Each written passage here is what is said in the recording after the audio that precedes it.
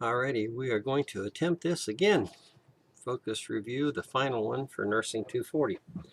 Coumadin or warfarin. It will be prescribed if the patient has experienced a TIA with atrial fib. That's the key. If they have atrial fib, they're probably going to be on warfarin. Vestibular disease. Vestibular pertains to balance. Remember, dizziness is a sensation of being off balance that occurs when you're walking or standing. It does not occur when you're lying down. Vertigo, however, is a sense that the person or objects around the person are moving or spinning and is usually stimulated by movement of the head. They test this with the rotary chair testing. The patient is seated in a chair driven by a motor under computer control. Test is done in the dark. Instruct the patient to eat a light meal beforehand before the test to avoid nausea. Observe the patient for vomiting. Ensure the patient's safety. Caffeine stimulants, sedatives, anti-vertigo drugs cannot be used prior to the test. A little rhyme to remember your cranial nerves. Here it goes. You have one nose, the olfactory, that's cranial nerve number 1. You have 2 eyes, that's cranial nerve number 2, the optic nerve. 3, 4, and 6 make your eyes do tricks. So cranial nerve 3, 4, and 6, that's the ocular motor, the trochlear, and the abducens. 3, 4, and 6 make your eyes do tricks. 5 rhymes with tri. That's a bit of a stretch, but trigeminal. So 5 is your trigeminal nerve. The number 7 can be drawn on your face, so that is the facial nerve. The facial nerve, number 7. You can make an 8 in your ear, so number 8 is the acoustic nerve. 9 and 10 both have G's in them, glossopharyngeal and vagus. 9 is the glossopharyngeal, and 10 is the vagus. And those, by the way, are the ones for the, I do believe, for the gag reflex, but I'll double check that. Number 11 makes your shoulders go to heaven. That's the spinal accessory. And number 12 is the hypoglossal. So that's how you can remember your cranial nerves. Going in backwards alphabetical order, urination. If a patient is not urinated within 8 hours after some type of a procedure, surgery or whatnot, do a bladder scan and then cath them if needed.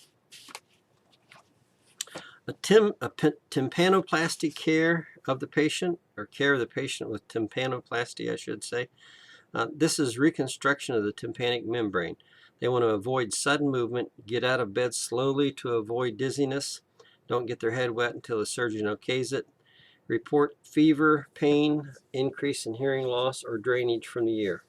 Don't blow their nose or their cough. If they must, they have to leave their mouth open to avoid that sudden pressure. Avoid crowds with respiratory infections and avoid areas where your ears will pop. The tuning forks. This is for hearing. You have a Rhine and a Weber. The Rhine test, the tuning fork is struck. The examiner holds the base of a tuning fork against the mastoid bone for the Rhine. That's a bone conduction. They're testing for bone conduction of sound. When the sound is no longer heard, the still vibrating tuning fork is placed in front of the ear canal, and that's where they're testing for AC, air conduction of sound. Normally, the sound will be heard twice as long in front of the ear as on the bone. If the patient hears the tuning fork better by bone conduction, the test is negative, which suggests a conduction hearing loss. The Weber test is an activated tuning fork is placed on the midline of the skull. If the patient has a conductive hearing loss, the sound will be heard better in that ear. If the sensorial loss, the sound is louder in the unaffected ear. So with the Weber test, it's on the midline of the skull. And if it's a sensorial hearing loss, the sound is louder in the unaffected ear. That's an obvious duh. Tonopin, that's used to measure interocular pressure. And I'm going to go back over the tuning fork because I've still got a little question in my mind about something. We'll go over it in a little bit.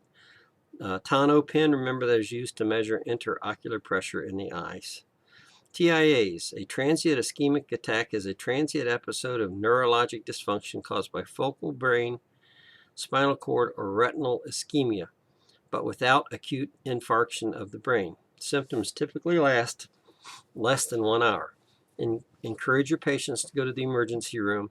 Transient ischemic attacks may be due to microemboli that temporarily block the flow of blood. These are a warning. TIAs are a warning sign of progressive cerebrovascular disease. Some symptoms: temporary loss of vision, transient hemiparesis, numbness or loss of sensation, sudden inability to speak, tinnitus, or blurred vision. Stroke risk factor. Which one is the most important for stroke risk? Blood pressure. Stroke patient and the blood pressure. The use of drugs to lower blood pressure is only recommended if the mean arterial pressure is over 130 mean arterial pressure. And the way you measure a mean arterial pressure is you take the systolic blood pressure, you add the systolic blood pressure to that, you add the diastolic blood pressure to that again, and divide it by 3. So remember, if the mean arterial pressure is over 130, they're going to give you drugs. Or if the systolic blood pressure is greater than 220. 130 and 220 are the keys there. Stroke patient. Aspirin is the most commonly prescribed drug to thin the blood. Labetalol, which is Normodine, is given to keep the blood pressure low. Instruct the patient not to discontinue abruptly, as this may precipitate angina and or heart failure. A CAT scan is the #1 test for stroke, as it can determine hemorrhagic, ischemic, or thrombotic stroke quickly. Now we're going to talk about right-sided stroke and left-sided stroke. Right-sided stroke, we'll go with that first. If you've got a stroke on your right side, you are going to, no, I'll tell you what, I'm going to learn the left side, and that way everything else is going to be right-sided. Left-sided stroke, they're going to be paralyzed on the right side. If they have a left-sided stroke, they're going to have impaired speech or language aphasias. They're going to have impaired right-left side discrimination. They're going to be slow in performance. They're going to be cautious. They'll be probably depressed or anxious because they are aware of their deficits. They're going to have a hard time with language and math, and there are going to be a lot of outbursts from these patients. That's all left-sided stroke. One more time. Left-sided stroke, they're going to have paralysis on the right side. Impaired speech and language aphasias. Again, this is for left-sided stroke. Impaired right and left-sided discrimination for left-sided stroke. Slow performance, and cautious for left-sided stroke. They're aware of their deficits, so consequently they could have depression or anxiety. They have impaired comprehension related to language or math, and they have a lot of outbursts from the patients. Alrighty, everything else is right-sided then. St. John's warts, some of the side effects of that are that it prolongs the effects of anesthesia.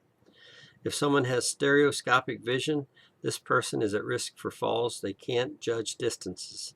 The use of an eye patch can cause the same safety concerns that you would have with stereoscopic vision. Alrighty, that was page 6 and page 5. Moving right along. We'll go to page 4. So we think. Page 4. Meniere's disease, care and signs and symptoms. Symptoms caused by the inner ear disease, including episodic vertigo, tinnitus, which is ringing in the ears. Vertigo is that feeling that you're falling or being pulled to the ground. Fluctuating sensorineural hearing loss and oral fullness can cause severe vertigo with nausea, vomiting, sweating, and pallor. Can cause the patient to feel as if they are being pulled to the ground. An oral glycerol test is given. If the hearing improves, the test was positive. These people are going to be given compazine for nausea, Antivert for motion sickness, benzodiazepines such as Ativan for anxiety, antihistamines such as Benadryl. Some maintenance and drugs for these folks would include diuretics, calcium channel blockers, Valium, and low sodium diet. Surgery is indicated if the patient has reduced quality of life and threatened unemployment. Some nursing things to do for these folks: you put them in a quiet, darkened room, avoid sudden movement, avoid fluorescent lights or flickering lights and the TV. Keep side rails up to prevent falls. Get the bed in a low position. Call for help when getting out of bed. Meds are going to be given parenterally during an attack. You want to monitor their input and output. I should have started at the bottom and went up. Oh well. Myopia. Myopia is nearsightedness. Myopic meaning close. Nearsightedness is when light entering the eye is focused incorrectly, making distant objects appear blurred. So nearsightedness is a type of refractive error of the eye. If you are nearsighted, you have trouble seeing things that are far away. Outpatient ambulatory center teaching of the patient. Who's driving the patient home? Be sure they get written and verbal instructions to the patient and the caregiver. Follow-up care and a follow-up phone call. Primary open-angle glaucoma, POAG. This occurs slowly without symptoms that leads to tunnel vision. Excuse me. The outflow of aqueous humor is decreased in the trabecular meshwork. The drainage channels become clogged and damage to the optic nerve may result. Some medications these folks may have or may receive are B-adrenergic blockers, such as Betoptic, which decreases the aqueous humor. Remember that the B-adrenergic blockers,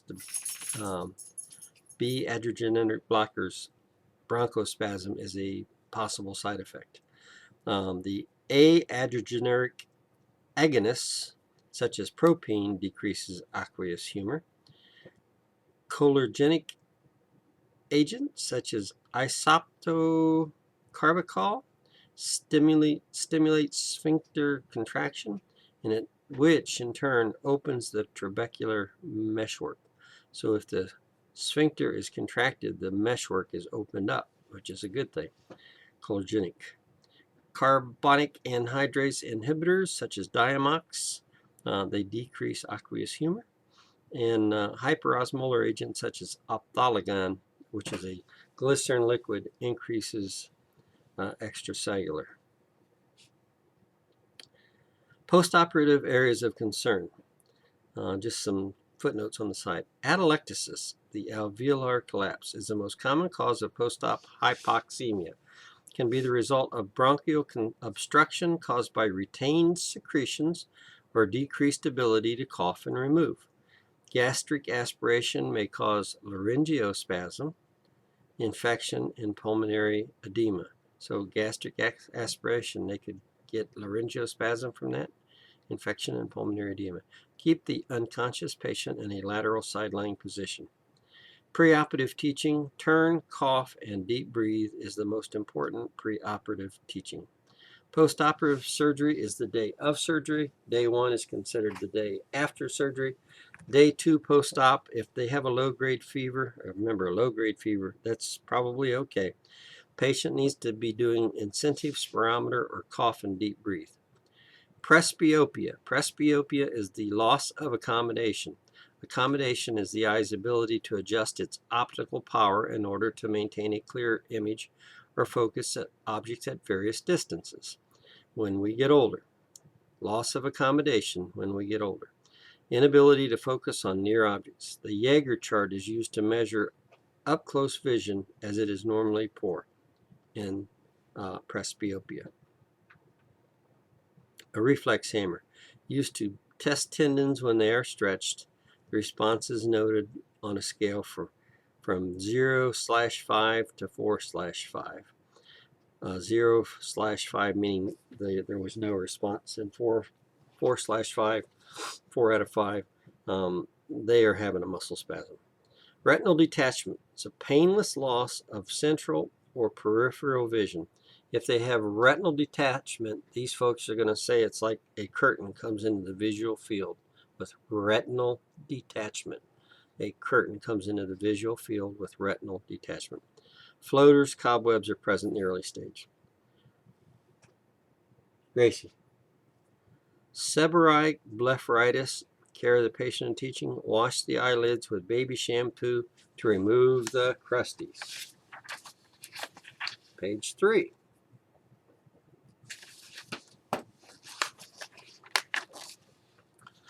Eye examination abnormal for the elderly. Abnormalities with the elderly in their eye examinations. Photophobia, spots and floaters, diplopia, discomfort with sandy or irritation or burning, cataracts, pupils that are responding asymmetrically to light stimulus or accommodation. Remember, that's an abnormality. Gas pains post-surgery, get the patient up and walk them and administer their meds if needed. Glaucoma. Glaucoma is a group of disorders characterized by increased intraocular pressure leading to peripheral visual field loss. They're going to have tunnel vision if they have glaucoma. The patient will receive miotic eye drops. These drops burn, but if they don't use them, they will lose their vision. These eye drops can cause bronchospasms and are contraindicated with patients with COPD. For acute glaucoma, patient requires immediate medication to lower the IOP pressure. Darkening the room for comfort, cool compresses to the patient's forehead, and providing a quiet and private space for the patient is very important. Oh, what else do we have here? I want to go back to on glaucoma. We talked just a minute ago about POAG, primary open-angle glaucoma, and I said that the B-adrenergic blockers, the B blockers, beta blockers, can cause bronchospasm. So people with COPD probably can't give those to them. A hemorrhagic stroke, the patient is going to complain of the worst headache they have ever had. Herpes simplex keratitis, care and teaching. This is a virus that can cause a corneal ulcer, inflammation of the cornea. You cannot use topical corticosteroids. Pain and photophobia are common. An ordulium or an ordeolum is commonly called a sty. It's caused by a bacterial infective agent. You want to apply warm, moist compresses at least 4 times a day until it improves. Teach the patient to do lid scrubs if this is a common problem. Sometimes they're going to get antibiotic ointments or drops. Throw all their makeup and eye care products away for an ordeolum, a sty. Hyperopia, farsightedness, is greater difficulty seeing near objects than distant objects. Farsightedness is the result of the visual image being focused behind the retina rather than directly on it. So if they're farsighted, they're having difficulty seeing stuff up close. And it may be caused by the eyeball being too small or the focusing power being too weak. Insidious means slowly acquired. Insulin can and probably will be given during surgery. The Jaeger chart is utilized to test a patient's hyperopia and presbyopia, their farsightedness. Hyperopia is farsightedness. Presbyopia is the loss of accommodation.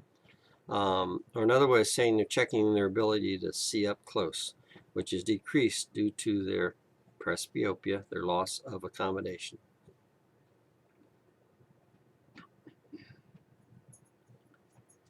Latex allergy. Be sure to inform your patient. Your patient. Be sure to inform the physician if they have a latex allergy. Left-sided homonymous hemiopsia. That's the inability to see the left side of your visual field. Consequently, you would approach this person from the right side. A lumbar puncture. They're checking for meningitis. A manometer is attached to a sterile needle. Okay, lumbar puncture. Remember, they're checking for meningitis. They're going to use a manometer. Is attached to a sterile needle because they have to measure the pressure. They want to empty their bladder first. Do not do a lumbar puncture if they have increased intracranial pressure. Patient will be side lying or sitting. Monitor for severe headache, possible meningeal irritation, which would be nuchal rigidity, stiff neck. That's the same thing as nuchal rigidity, a stiff neck, hematoma or pain. Macular degeneration, there is central vision loss. There are two types of macular degeneration, dry and wet. Dry is the most common. Patient may complain of blurred and darkened vision, blind spots, which are called scotomas. Patients may not notice unilateral early changes in their vision with macular degeneration. Remember, macular degeneration is central vision loss if the other eye is not affected. Injections into the eye for wet macular degeneration as well as photodynamic therapy. Patient will have photophobia and need to stay completely out of the sun due to the dye injected during the therapy. The Ansler grid test is self-administered to detect macular degeneration, and the Ansler grid test is a series of cards that the patient utilizes to test their own vision. Alrighty, gotta hit pause. The birds are going crazy. Moving right along. We was talking about macular degeneration being a central vision loss. And we can move to page 2. Chronic otitis media, characterized by purulent exudate and inflammation that can involve the ossicles, auditory tube, and mastoid bone. It's the inner ear. It's often painless, can have hearing loss, nausea, and episodes of dizziness can occur. Hearing loss is a complication from inflammatory destruction of the ossicles, tympanic membrane perforation, or possibly accumulation of fluid in the middle ear space. They can get a cholesteatoma, which is a mass of epithelial cells and cholesterol in the middle ear. These people are going to have a culture and sensitivity done. They're going to be on antibiotics, a CAT scan, and x-rays to determine bone loss. Patient may need to undergo frequent evacuation of drainage and debris in an outpatient setting. Often a tympanoplasty is necessary. Cochlear implants, these patients require lots of rehab. They work better if the patient had some understanding of language prior to the implants. A consent form shouldn't be mentioned when I'm talking. When the nurse signs this, she is just verifying, or he, the patient's signature. If the patient has questions about the procedure, they need to talk to the doc. Cranial nerves, 9 and 10 are for the gag reflex. 3 and 4 are that move the eye. And 5 is the for light touch and pinprick of the maxillary and mandible. CSF fluid analysis.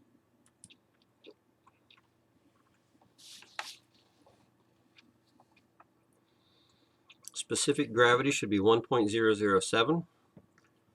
pH should be 7.35. The appearance should be clear and colorless. There should be no red blood cells. Pressure between 60 and 150 mm's of H2O.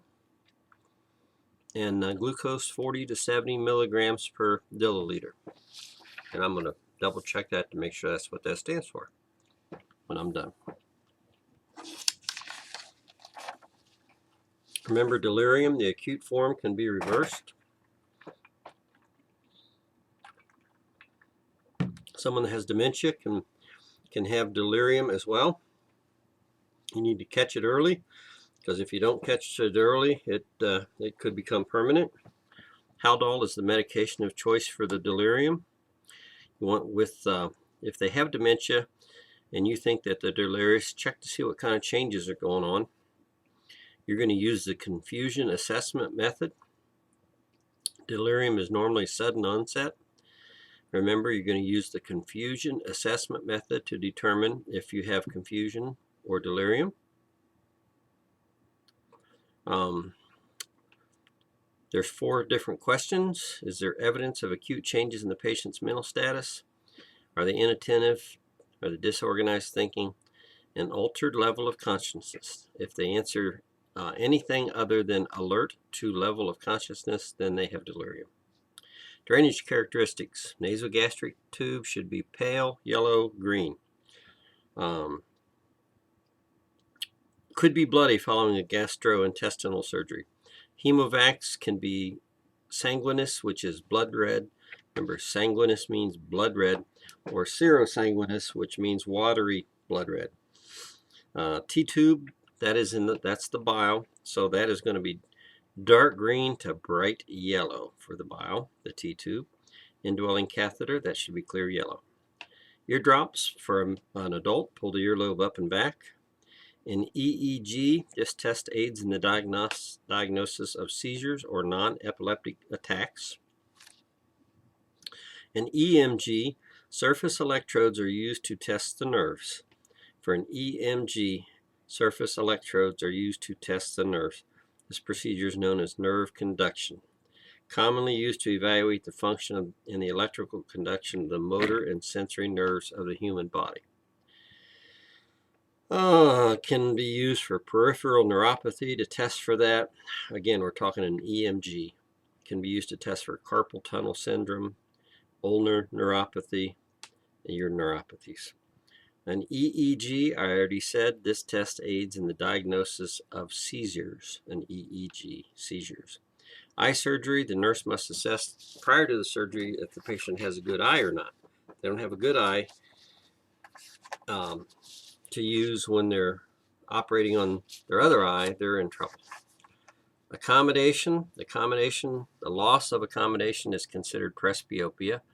Accommodation is the eye's ability to adjust its optical power in order to maintain a clear image or focus objects at various distances.